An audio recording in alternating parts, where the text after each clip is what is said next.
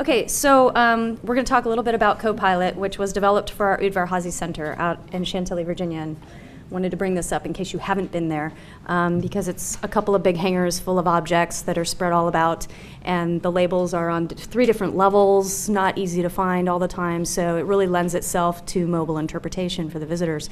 This is not the first time we've tried to do a mobile type thing out at Hazy. In 2005, we had a stilted project, some of you may remember, called SciGuide. The great thing about that project is that it produced a lot of multimedia that is still usable. So we saw TAP and the grant with IMLS as an opportunity to repurpose a lot of that material, try out TAP, and create a mobile experience that would sort of get us along our path toward where we want to go with mobile, our huge, ginormous ambitions with mobile. So this is really a work in progress.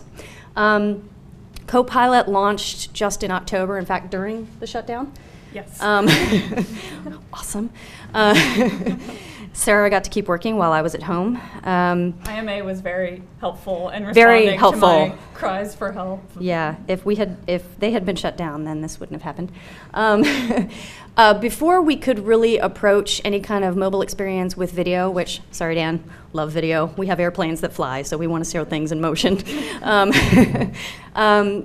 Before we could do anything really with multimedia out here, we needed free public Wi-Fi. And with the help of Nancy, we convinced our board to give free public Wi-Fi to both buildings. So once that was in, we were like, yay, we're free to go. So that's connectivity. That's connectivity Wi-Fi. Yeah, it's just connectivity Wi-Fi. It's not for wayfinding. Important point. But in any case, even cellular was really bad at Udvar-Hazy Center. So to offer someone a mobile experience and then they can't use it was not a good idea. So once we had Wi-Fi, we put this together. As I said, we have a lot of goals. And along with the Wi-Fi, Nancy and Dixie and folks working with OP&A also did a study with our visitors to find out what are their natural mobile behaviors. And we feel really strongly about building upon what people do naturally with their mobile devices instead of pushing to them what we think they should do. And they got some really great results from that. One was that most of the time people are taking pictures and sharing them, which was really great for us because we love social media. But there were a lot of ideas that came from that, this sort of idea that we should be focusing on the visual a lot, that some of the things that we did back in 2005 might still resonate today, which was to focus on very specific parts of an object, what we tend to refer to as directed looking or close looking. And also this idea of social sharing.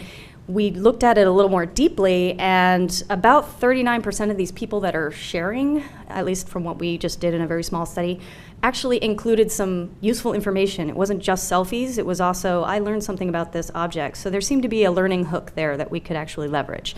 So CoPilot is really just a first step toward getting at some of those questions and how we can best use this information to engage visitors. So really, CoPilot is very simple. We took the information that we had about our objects, we organized it in themes, and then also by objects. So you have 2 different ways of exploring the content. Among the objects, we have this sort of photo-first opportunity where people can just pick things that are visually interesting. We know that this isn't entirely accessible, so we need to think about accessibility down the road. There's also a list view. All of this was stuff we had to ask IMA for help with in customizing, and we know it wasn't our optimal interface design solution, but it's as far as we could get with the TAP structure. And then, of course, there's a little bit of a searching capability here. If I can get my iPad to cooperate. It's moving a little slowly. So if you know the name of something, you can search for it. Just to give you quickly, and I don't know if we're timing, we're not timing. And I went back. See, this is exactly what happened to some of our visitors. There we go. It's not built for really, really super design at this point. It's really built to go with our mobile website, which dates back to 2009. But just to give you an idea of some of the multimedia content. Ooh, you're not getting the audio.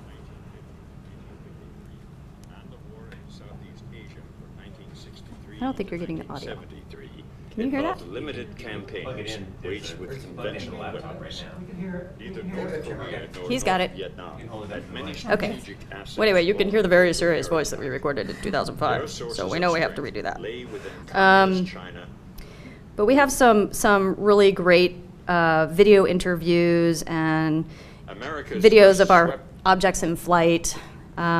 This is actually a docent who recorded a couple of really great videos about the F-86 Sabre at our museum, which he flew. And of course, you can't hear him very well. No, you can't hear him. But, oops, sorry.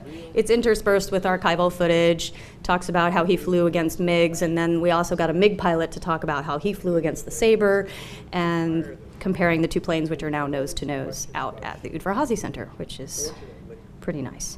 So I just wanted to give you a little bit of a taste of what we have here.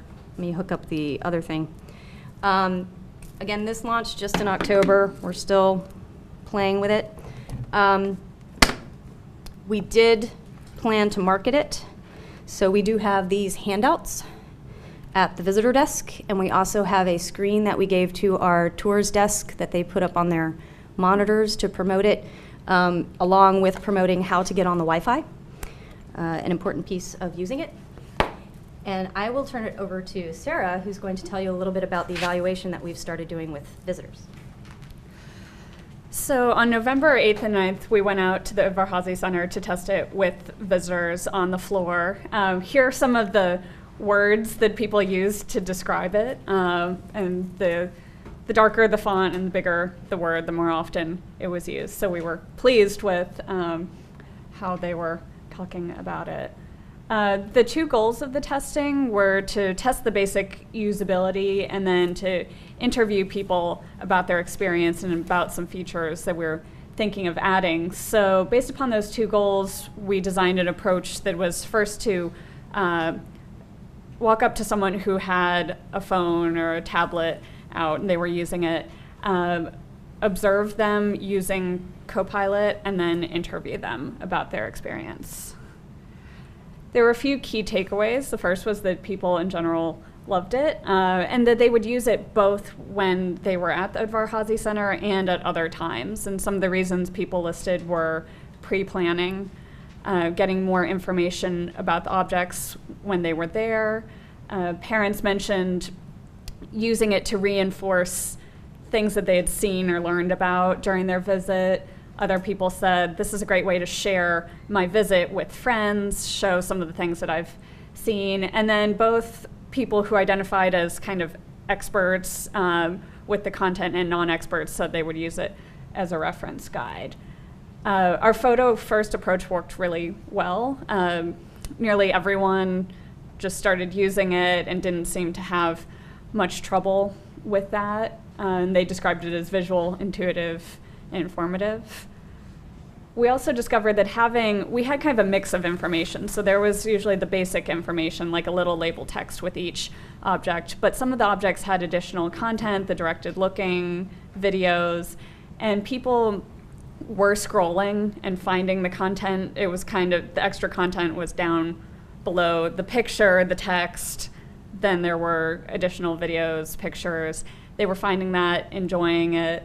So having both is important. A couple of trends emerged in the feedback. We have a map in there, and it's just a flat graphic. Pretty much everyone tapped it and expected more to happen than actually did.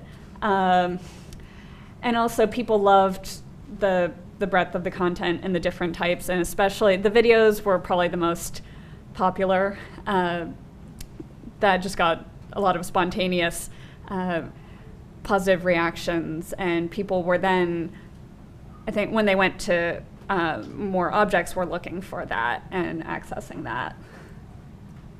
At the end of the observation and the interview, we presented a few different features that we're thinking about adding in the next phase and asked people, would they use it themselves and why or why not? Those features were directed looking activities, which we mentioned earlier, the ability to record their own stories or thoughts, polls, more social networking. We have very basic Twitter, Facebook sharing, location awareness and wayfinding, augmented reality in multiple languages. The top two were the location awareness, wayfinding, and the multiple languages. It certainly would be worth kind of diving into more with the location awareness what people would actually use and need, because people express different ideas about what they thought that might look like and what they would use. And with our sample size being 12, we would need a little bit more data on that kind of feature. With multiple languages, and this happened with the other options as well, people started thinking more about other visitors or people they were with rather than just themselves. So it wasn't that everyone we talked to spoke another language as their first language. They were thinking about our visitors, they were thinking about friends who were with them, and said this would be a really good thing to have. So they were very kind of empathetic. Directed looking activities were also really popular. Some people were, as we walked up to them, trying to figure out something specific about an object, like the Space Shuttle Discovery and where the parachute comes out. And so having answers to those kinds of questions and looking more closely, I think, would be a really good investment. What people were most divided on was the augmented reality. Some people said, yes, that'd be great. Others said, I don't know if the technology is quite there yet. And some people said, well, just on a few objects. It might be overwhelming to have it on everything. So for next steps, do you want to jump back in? Sure. So for next steps, obviously wayfinding was always kind of on our radar, and it's a big deal for everybody, but we're starting a study now to figure out what would be the best wayfinding solutions for our two museum locations.